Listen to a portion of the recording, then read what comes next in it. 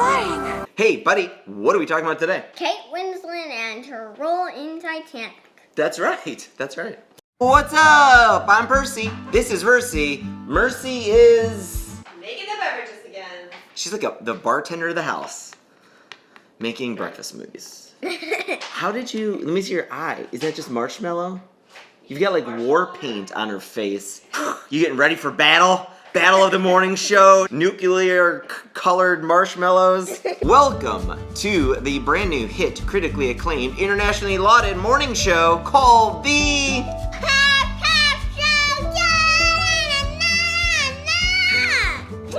Pound It. Today is...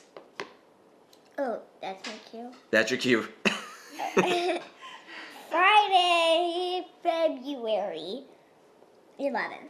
I mean 12th. 11th was yesterday. Do you know what day it is today, Merce? Friday, February 12th. You're right, Merce. You're right. That's kind of an inside joke if you've just been paying attention. Yesterday we went through this whole thing where Merce thinks she's being quizzed on the date. It's like you're throwing me a softball. Like, it's like, take this. What's my name, Merce? I know this. I know. Start the day off, right? Like with some easy ones. It just gets harder from here, folks. Today is Darwin Day. It's Charles Darwin's birthday. Charles Darwin is a very famous guy. He discovered the theory of evolution. What's evolution? What's the yeah. Evolution is how we kind of came to be. He came up with these theories about how we as humans might have been animals before, and how kind of all of nature sort of connected, and that we have ancestors and we've changed through many, many, many generations. Yeah. It could have been like a monkey or an ape before. Yeah. Because they're our most related human beings. Right. One has been taught sign language. Yes, yeah, totally. Or probably like 1,000 have been, but anyway. Yeah, and that's kind of what evolution is about, is the fact that we may have had ancestors that looked a lot different from us, but over generation after generation, after like how we mutate and how things change, certain changes helped us survive better. And so those are the things that kept living on. And so we keep changing and changing, and we get stronger and stronger and stronger. I bring it up because of this whole being connected.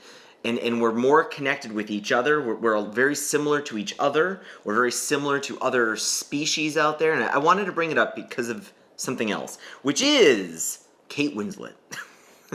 Wait, what? Yeah, it'll all come together here in a second. So Kate Winslet, she is a very famous actress. I think she was born in 1975. I don't think anybody really cares. She was in one of her first movies that made her come to fame was Titanic. Ever been to Wisconsin? What? Never heard of it. Titanic was a very famous movie with her and Leonardo DiCaprio. Titanic was actually a real thing. It's about that this ship people thought was unsinkable, but then it crashed into an iceberg, which we were just reading about in the encyclopedia yesterday, right? Mm-hmm. Icebergs. It's tragic. I mean, a lot of people died, but it also was this movie a guy named James Cameron made into a movie called Titanic, which was a lot of people like that movie. I'm not sure. I think I've seen the full thing. Mercy's Are you serious? Yeah. What? I don't know. Man, you gotta see Titanic. I know, Leonardo, Kate Winslet, Oh yeah, you gotta see it. I know that, that scene, right? Yeah, where she's flying. Rose, you're flying. I just reenacted the best part. I gave most of it away. Flying. Jack. She does this interview for the LA Times. She says, I had this feeling of maybe that this was all luck. That her role in getting this role in Titanic, she had this like crazy bout of imposter syndrome. Like she's in this crazy movie, Titanic was this blockbuster success, and she felt like she was just lucky to be there. She didn't belong there. She didn't belong in Hollywood. She really didn't deserve this role. She was very not confident about getting future roles. What? And I bring it up because I feel like it couldn't have been further from the truth. When you dig into this history of her getting this role in Titanic, she's been a child actress. For many, many years, she was studying and doing plays as a child. Her parents were in theater, and so she grew up acting. And then when she went out for this thing, she almost didn't get the role. She wasn't she wasn't like a brand name actress yet. And so James Cameron was a little bit worried about putting her in this movie, this blockbuster, his plan for a blockbuster movie. What is that? Someone's cracking a safe. Oh, you hear that? There's like something interesting going on. Someone's putting in the codes, the launch codes. What's happening?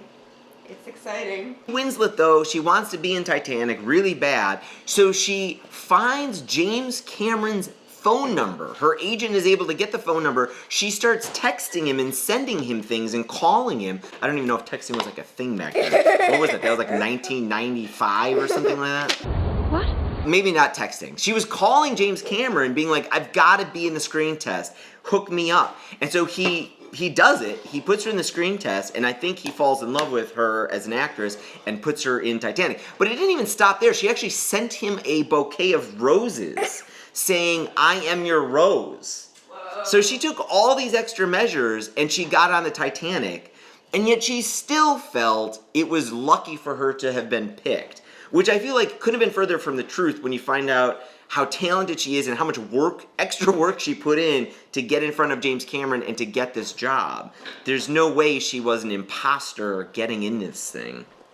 But she feels like it anyway, which I think a lot of us go through. Right, Merce? Yeah, and I think it's even more prominent for females. Yeah. So I bring this up, buddy, because like there's going to be a lot of times in your life where even though you accomplish something, you're not going to feel like you actually accomplished it. You're going to feel like, this was just luck. I don't belong here. I don't deserve this accomplishment. And then the next thing you do, you're going to go into it like not confident. You're going to be worried in your head, like, oh, everything I've done before was just lucky. I'm still not very good at this. And I just bring it up because it's probably not true. It's sometimes a little bit of healthy to doubt yourself so that you keep kind of checking on yourself, like, am I doing a good job? I mean, I think that there's some health there, but you need to find this balance where you still should bring in some confidence. Like, hey, I've done this before, I can do it again, and I can do it again. It gets easier as you get older, but it's still not perfect. I still feel this kind of, all these bouts of not being confident, thinking like any accomplishment I've ever had really doesn't mean anything right now. Why don't you take your own advice? I should watch these videos. You know, there's a great podcast I should probably watch and listen to. It's called The Half Calf Show with Addison and some guy named Nathan. Although that's weird. I think they're also called Mercy and Percy. Yeah. What? You know what it's time for. The joke of the day, also known as the cooler honey percolator step. Just 4 of these. Let's do it. She's really a dog, but she's really a whale, but she's really a normal, but she's really a giant panda, but she's really a goat.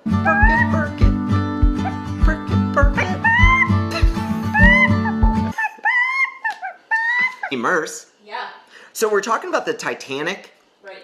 Well, so I was trying to watch the Titanic before our video, doing our talk show. Oh, you were? Okay. Yeah, but I got this like old DVD. I tried to then get it on my computer, but really oddly, the video and the audio now are separate files because I, kind of had to import the DVD. Okay. And it's got this weird issue, like they're not playing at the same time. So right now, I've got my computer working on it. The movie Titanic on my computer, it's Thinking right now. Oh, I get it now. Thinking. yeah. That joke was from ISEB3881 on Reddit. Good job, ISBE3881. Thanks, buddy. The ratings mean nothing. 3.5. Great. Thank you so much for watching the videos, listening to the podcast. Check us out on YouTube and Apple Podcasts and Spotify and Anywhere you get your podcasts. maybe-ish. Brand new spiffy clean website at halfcalfshow.com. Not pitball Pitfalls of Teenage Love. Not pitfallsofteenagelove.com. It's halfcalfshow.com. I know they sound similar, but if you go to the one, it's not us. We're gonna experiment with something, though, buddy. We're gonna just start filming and doing the podcast 5 days a week. We're gonna now take Saturdays off. What? We're gonna publish Monday through Friday and take the whole weekend off. I know. Interesting, right? Are we doing that with the vlog too? We're gonna do that with the vlog too. Is that okay? I know that's maybe a shock to people who really enjoy doing it 6 days a week now. But who it's really enjoys seeing Cooper for right now, some even 6 days a week, I don't get a full day off from the show because there's always we're at least filming or coming up with the next story. So we're gonna go ahead and take 2 days from publishing anything. Today's Friday. We will see you on Monday. Wait, but today's today is Friday. Today's Friday. Wink, wink, wink. What? Bye. Bye.